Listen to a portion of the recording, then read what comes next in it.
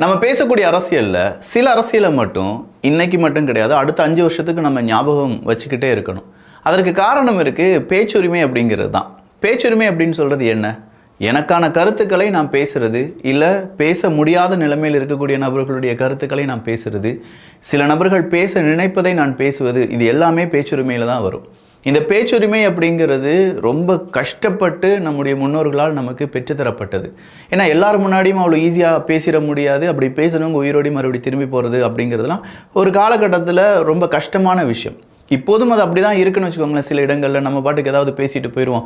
உண்மையை பேசின உடனே நீ ஏன்டா உண்மையை பேசணுன்னு சொல்லி உனக்கு எதிராக நாங்கள் குண்டர் சட்டத்தெல்லாம் பாய்ச்சிடுவோன்னு சொல்லி பாய்ச்சிக்கிட்டுலாம் இருக்காங்க. இது ஒரு புறம் இருக்க, ஒரு அரசியல் தலைவர் வந்து கேட்குறாரு, நான் அரசியல் பரப்புரை செய்ய வேண்டும், எனக்கு இடம் தாருங்கள், இந்த இடத்த தருவீங்களா? இந்த இடத்த தர முடியாது. சரி, இந்த இடத்த தருவீங்களா? இந்த இடத்த தர முடியாது. அப்போ எந்த இடத்த தருவீங்க? இந்த இடத்த தான் தருவோம். சரி, அந்த இடத்துல போய் நான் பேச போகிறேன் அப்படின்னு சொல்லி கிளம்பி வரும்போது, இல்லை மறுபடியும் உனக்கு 23 நிபந்தனைகள் இருக்குது அப்படின்னு சொன்னால் எப்படி இருக்கும்? இது தாவேகா கட்சியின் விஜய் அவர்களுக்கு வந்திருக்கு அப்படிங்கிறதுனால நான் இதை பேசலை. இதே மாதிரி எல்லா ஆளும் கட்சி சார்ந்த நபர்களும் எதிர்கட்சியை இல்லாட்டி எதிர்கட்சியாக நினைக்கக்கூடிய நபர்களை தடுத்தார்கள் என்றால் யார் மக்களுக்காக பேசுவது? எப்படி பேசுவது? இது ஆழமான அரசியல் சதுரங்கம்.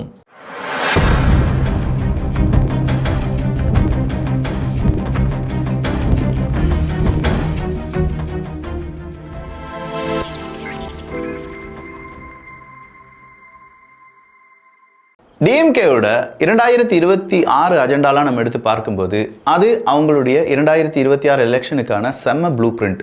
இதே மாதிரி ஒரு ப்ளூ பிரிண்ட் நம்ம கெரியரில் ப்ரமோஷன், அப்ரைசல் அப்படின்னு சொல்கிறதுக்கு ரொம்பவே தேவைதான். ஆனால் இந்த ப்ளூ பிரிண்ட்டுக்கு முதல் ஸ்டெப் என்ன தெரியுமா? சரளமாக ஆங்கிலம் பேசுவது அப்படிங்கிறது தான். இப்படிப்பட்ட இங்கிலீஷை சுலபமாக கற்றுக்கிட இதை பாருங்களேன். My English bad. In my office, English important. How improving? நீங்க சொன்ன சென்டென்ஸ்ல மிஸ்டேக் இருக்கு. அது இப்படி கரெக்டா சொல்லுங்க. My English is not good and it's very important in my office. How can I improve it? இது புரிஞ்சுதா? பாத்தீங்களா, என்னோட தப்பான ஆங்கில சென்டென்ஸுக்கு அழகா தமிழ்லேயே கரெக்ஷன் கொடுத்துருச்சு. இதே மாதிரி தினமும் 15 நிமிஷம் இந்த ஏஐ கூட பேசி ப்ராக்டிஸ் பண்ணும்போது நம்முடைய இங்கிலீஷை சூப்பராக இம்ப்ரூவ் பண்ண முடியும். ஒரு மொழியை அதிகமாக பேசி பயிற்சி எடுக்கும்போது தான் அதை ஃப்ளூயன்ஸாக நம்மளால் பேச முடியும். இதற்காகவே 1000க்கும் அதிகமான ஸ்பீக்கிங் ஆக்டிவிட்டீஸ் அப்படிங்கிறது இதில் ப்ரொவைட் பண்ணியிருக்காங்க. ரொம்ப என்கேஜாக, அதே நேரத்தில் ரொம்ப மாடர்ன் டிசைனாக இந்த ஆக்டிவிட்டீஸ் இருக்கிறதுனால ஈஸியாக நம்மளால் இது கூட இன்ட்ராக்ட் பண்ண முடியும். அப்படி இன்ட்ராக்ட் பண்ணுறது வழியாகவும் ஆங்கிலம் அப்படிங்கிறது மேம்படுத்தப்படும். இதுதான் சூப்பர்னோவா ஏஐ, உங்கள் pocket English learning partner. English அப்படிங்கிறது வெறும் ஒரு மொழி தான். இதை கற்றுக்கிறதுக்கு நல்ல சுலபமான ஒரு சூழ்நிலை கிடைச்சாலே போதும். பட் இந்த சூழ்நிலை எனக்கு இன்னும் கிடைக்கல அப்படின்னு சொல்லி நீங்கள் எங்கேயுமே இனிமேல் தேடி அலைய வேண்டாம். கீழே டிஸ்கிரிப்ஷனில் லிங்க் இருக்குது. 75% டிஸ்கவுண்ட்டுடன் நீங்கள் அதில் ஜாயின் பண்ணி உங்களுடைய கரியரை அடுத்த கட்டத்துக்கு கொண்டு போகலாம்.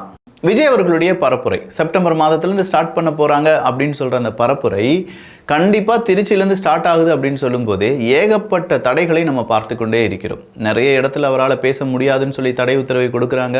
கேட்டால் அது பஸ் ஸ்டாண்டு கிட்ட இருக்குப்பா, அங்கே மிகப்பெரிய அளவில் டிராஃபிக் ஜாம் உருவாகும், அங்கே வந்து சமூகத்தில் ஏகப்பட்ட பிரச்சனைகள் உருவாகும் அப்படின்னு சொல்கிறாங்க. இதனால் காவல்துறை அனுமதி கொடுப்பதை மறுத்து மறுபடியும் அவங்க கிட்ட கண்டிஷன்லாம் சொல்லி 23 கண்டிஷன். கை அசைக்கக்கூடாது, கால் வெளியில் நீட்டக்கூடாது, பின்னாடி 3 வாகனம், முன்னாடி 2 வாகனம் தான் போகணும், நிறைய பேரை கூட்டம் கூடக்கூடாது, எந்திரிச்சு நிற்கக்கூடாது, நான் என்ன செய்யணும் என்ன செய்யக்கூடாது அப்படிங்கிறதெல்லாம் சொன்ன இந்த காவல்துறை அதிகாரிகள், அதே காவல்துறை அதிகாரிகள் உதயநிதி ஸ்டாலின் அவர்கள் இப்போது பல இடங்களிலும் பரப்புரை செய்து கொண்டிருக்கிறாரே. அவர் பாட்டுக்கு கையசைக்கிறாரு, மாலை வாங்கி போடுறாரு, பேர் வைக்கிறாரு, இதெல்லாம் செய்கிறாரே, அது அந்த லிஸ்ட்டில் வராதா அப்படிங்கிற ஒரு கேள்வி உருவானது என்றால் இன்னையிலிருந்து நோட் பண்ணிக்கோங்க. உதயநிதி ஸ்டாலின் அவர்களை முன்னிலைப்படுத்த போகிறார்கள் திமுக. திமுக ஏன் உதயநிதி ஸ்டாலின் அவர்களை முன்னிலைப்படுத்த போகிறார் அப்படிங்கிறத நீங்கள் கேட்கலாம். அவர் ஒரு சிஎம் மெட்டீரியலாக தானே இருந்தார், ஆனால் கொஞ்ச நாள் அவரை சைலண்டாக பாதுகாத்துட்டு இருந்தாங்களே, திடீர்னு அவர் களத்துக்குள்ளே புகுந்து விட்டார் அப்படின்னு சொல்கிற மாதிரி ஒரு பெரிய பிம்பத்தை ஏற்படுத்துகிறார்களே அப்படிங்கிற ஒரு கேள்வி உங்களுக்குள்ள இருந்துச்சுன்னா அதுதான் திமுகவினுடைய ஸ்ட்ராட்டஜி. அதாவது இப்போதைய சிஎம் அது ஸ்டாலின் அவர்கள் தான், நெக்ஸ்ட் சிஎம் கேண்டிடேட்டும் ஸ்டாலின் அவர்கள் தான். ஆனால் ஸ்டாலின் அவர்கள் பேசுகிறத விட உதயநிதி ஸ்டாலின் அவர்கள் பேசுகிறது அப்படிங்கிறத ப்ரமோட் பண்ணி ஒட்டுமொத்தமாக அடுத்த லெவல் தலைவர் அவர் தான் அப்படிங்கிறத மக்கள் மத்தியில் இன்னும் ஆழமாக பதிவு செய்ய வைப்பதற்கு உதயநிதி ஸ்டாலின் அவர்கள் களமிறக்கப்படுகிறார்.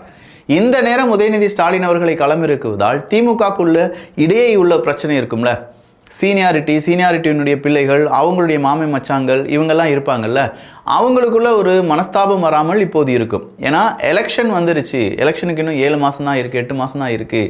இப்போ வந்து உதயநிதி ஸ்டாலின் அவர்களை பற்றி நம்ம எதிராக பேசக்கூடாது, நம்ம கட்சி ஜெயிக்கணும்னு தான் நம்ம பார்க்கணும், இதே ஆட்சியை நம்ம தக்க வச்சுக்கணும், இதே உரிமையை நம்ம பாதுகாத்து கொள்ள வேண்டும் அப்படி தான் நினைப்பாங்களே தவிர கட்சிக்குள்ள அதிமுக மாதிரி விரிசல் ஏற்பட்டு கட்சி எக்கேடு போனாலும் பரவாயில்ல நான் மட்டும் வாழ வேண்டும் அப்படின்னு நினைப்பாங்களான்னு கேட்டால் இல்லை. திமுகவில் ரொம்ப சிறப்பானதே அவங்களுடைய இந்த கூட்டணி தான், இந்த பாசம் தான்.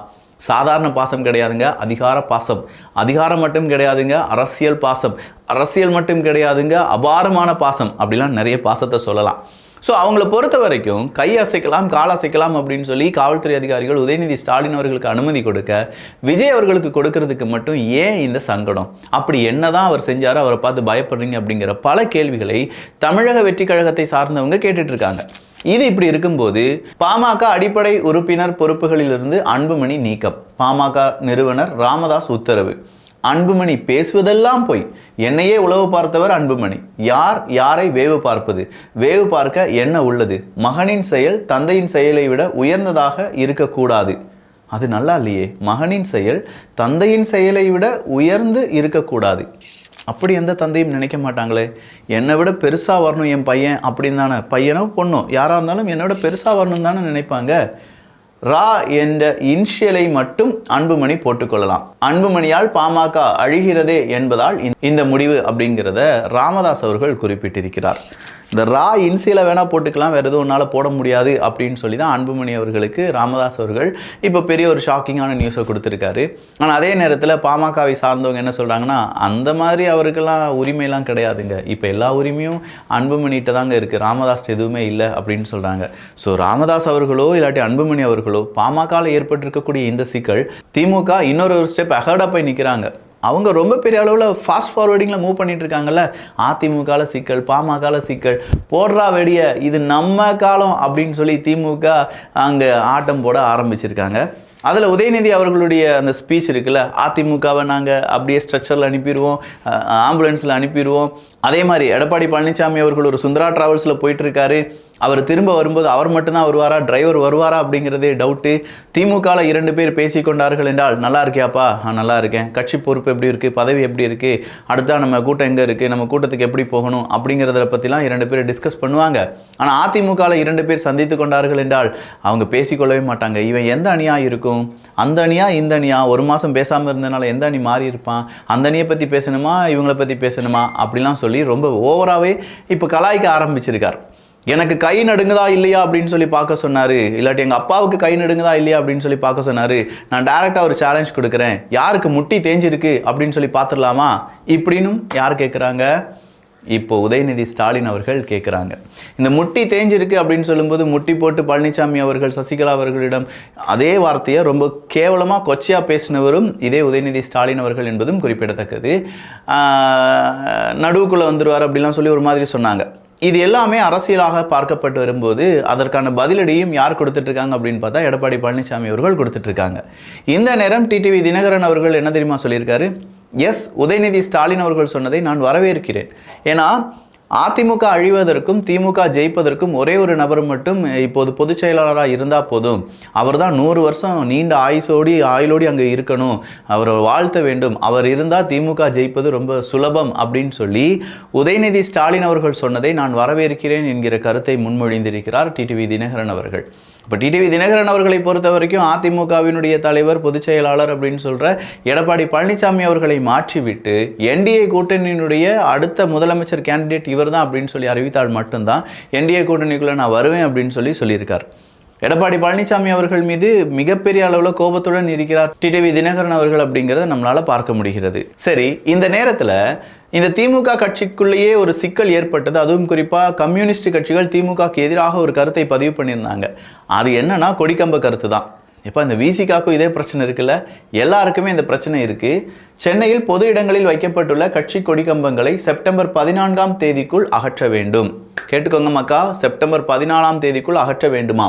இது தொடர்பாக அரசியல் கட்சிகளுக்கு நோட்டீஸ் அனுப்பப்பட்டு உள்ளதாக தகவல். 3154 கம்பங்கள் அகற்றப்பட உள்ளதாகவும் தகவல். டோட்டலா 3154 கம்பங்கள் அப்படிங்கிறது அகற்றப்பட வேண்டும். இது எல்லாமே நீதிமன்றத்தினுடைய உத்தரவின்படி அங்கே செய்யப்பட போகிறது. இதற்கு எத்தனை கட்சிகள் எதிர்ப்பை தெரிவிக்கிறார்கள் அப்படிங்கிறதெல்லாம் பொறுத்திருந்து பார்க்கலாம். ரொம்ப ஆட்டம் போடாத கண்ணா, இன்னும் 7 மாசம்தான் அப்படின்னு சொல்லி எடப்பாடி பழனிசாமி அவர்கள் சொன்னதாகவும், கீழே பால்டாயிலை பஞ்சராக்கி எடப்பாடியார் அப்படின்னு சொல்லி ஒரு கமெண்ட் போட்டிருக்காங்க. என்ன தெரியுமா பேசியிருக்காரு இதில் எடப்பாடி பழனிசாமி அவர்கள்? ஆக்சுவலாக நாங்கள் ஐசியூவில் இருக்காங்க, அதிமுக ஐசியூவில் இருக்குது அப்படின்னு சொல்கிறாங்க. இல்லை திமுக ஐசியூக்கு போயிடும், நல்லா பார்த்துக்கிட்டே இருங்க அப்படின்னு சொல்லி சொல்கிறார். அந்த வெண்டிலேட்டர் அது இருக்கின்ற வரை அந்த உயிர் இருக்கும். வெண்டிலேட்டர் எடுத்தா உயிர் போயிடும். இன்னும் 7 மாசம் இருக்குது. மக்கள் ஒரு அதிகாரத்தை படிங்க. அது மட்டும் இல்லாமல் ஒரு பேஷண்ட் இருப்பாங்க, அந்த பேஷண்ட்டுக்கு உயிர் போகிற நேரத்தில் வெண்டிலேஷன் அப்படிங்கிறத கொடுப்பாங்க. அந்த வெண்டிலேஷனில் இருக்கிற வரைக்கும் அந்த பேஷண்ட் உயிரோடு இருப்பார். அதன் பிறகு அந்த பேஷண்ட் டெத் அப்படின்னு சொல்லி அறிவிச்சிருவாங்க. அதே மாதிரி இன்னும் 7 மாதங்கள் இருக்குது அரசியலில் இந்த தேர்தல் நடக்கிறதுக்கு. 7 மாதம் மட்டும்தான் வெண்டிலேஷன். அதன் பிறகு உங்களை ஆட்சியிலிருந்து அவிழ்த்து விட்டுருவார்கள். உங்களுக்கு அவ்வளோதான், ஆட்சி இனிமேல் உங்களுக்கு கிடையாது அப்படின்னு சொல்கிறத ரொம்ப பிலீவ் பண்ணுறார் எடப்பாடி பழனிசாமி அவர்கள். மக்கள் இந்த முடிவைத்தான் எடுப்பார்கள் அப்படின்னும் சொல்லப்பட்டு அதிமுகவினுடைய ஒட்டுமொத்தமான கேம்பெயினும் இதை பேஸ் பண்ணி தான் இருக்கு என்பதும் நாம் பார்த்தது தான். அடுத்ததா சீமான் அவர்களுடைய மாநாடு. எப்பா இப்போ தானே மர மாநாடு நடத்தினாரு, அடுத்ததா என்ன மாநாடு நடத்த போறார் அப்படின்னு கேட்டிங்கன்னா, தருமபுரி கிருஷ்ணகிரி பகுதியில் மலைகளின் மாநாடு, தஞ்சாவூரில் தண்ணீர் மாநாடு, தூத்துக்குடியில் கடலம்மா மாநாடு என புதிதாக நடைபெற இருக்கும் 3 மாநாடுகளை நாம் தமிழர் கட்சி தலைமை ஒருங்கிணைப்பாளர் சீமான் அறிவித்துள்ளார். அடுத்த 3 மாநாட்டுக்கும் இப்போது நாம் தமிழர் கட்சி தயாராகி வருகிறார்கள். இந்த நேரத்தில் தூய்மை பணியாளர்கள் சென்னை மெரினா பீச்சில் அவங்களுடைய உண்ணாவிரத போராட்டத்தை அறிவித்திருந்தார்கள். கூண்டு கட்டா 3 நாள் உண்ணாவிரத போராட்டம் அப்படின்னு சொல்லி நிறைய பேர் அரெஸ்ட் பண்ணாங்க. எல்லாம் போராடலாம், ஆனா நாங்க தூய்மை பண்ண போராடாது. சசிகாந்த் செந்தில் ஐயா வந்து உணர்வை போராட்டத்தில் இருக்காரு, ஆனா தூய்மை பண்ண உணர்வை போராட இருக்கக்கூடாதான். அப்போ அங்கே இருக்கக்கூடிய மக்கள், அந்த தூய்மை பணியாளர்கள் என்ன கேட்குறாங்கன்னா, சசிகாந்த் செந்தில் அவர்கள் உண்ணாவிரதம் இருப்பதற்கு அனுமதி கொடுக்கக்கூடிய அரசாங்கம் தூய்மை பணியாளர்களுக்கு ஏன் அனுமதி கொடுக்க மாட்டேங்காங்க? அவருக்கு ஒரு நியாயம், எங்களுக்கு ஒரு நியாயமா? தொடரும் தூய்மை பணியாளர்களுடைய போராட்டம் அப்படின்னு சொல்லி இப்போ பெரிய அளவில் கேள்விகள் கேட்க ஆரம்பிச்சிருக்காங்க. கேள்விகள் கேட்கப்படுகிறது என்றால் மக்கள் மத்தியில் அரசியல் மிகப்பெரிய அளவில் வளர ஆரம்பித்திருக்கிறது அப்படிங்கிறது அர்த்தம். அதை விட ரொம்ப முக்கியம், அடுத்த அரசியல் மாற்றத்திற்கு மக்கள் எதிர்பார்த்து காத்து கொண்டிருக்கிறார்கள் அப்படிங்கிறது தான். இதை உறுதிப்படுத்துவாங்களா இல்லை இதிலிருந்து ஓவர் கம் ஆவாங்களா அப்படிங்கிறதெல்லாம் அரசியல்வாதிகள் அவங்களே தீர்மானித்துக் கொள்ளட்டும். நான் முதலே சொன்ன மாதிரி சூப்பர்னோவா ஏஐல ஜாயின் பண்ணுறதுக்கான லிங்க் கீழே டிஸ்கிரிப்ஷனில் இருக்குது. 75% வரை டிஸ்கவுண்ட் கிடைப்பதற்கான வாய்ப்புகளும் இருக்குது. ஸோ தேவைப்படுறவங்க அதை பயன்படுத்திக்கோங்க. நல்லதை பகிர்ந்து நல்ல சமுதாயத்தை உருவாக்குவோம். நன்றி, வணக்கம்.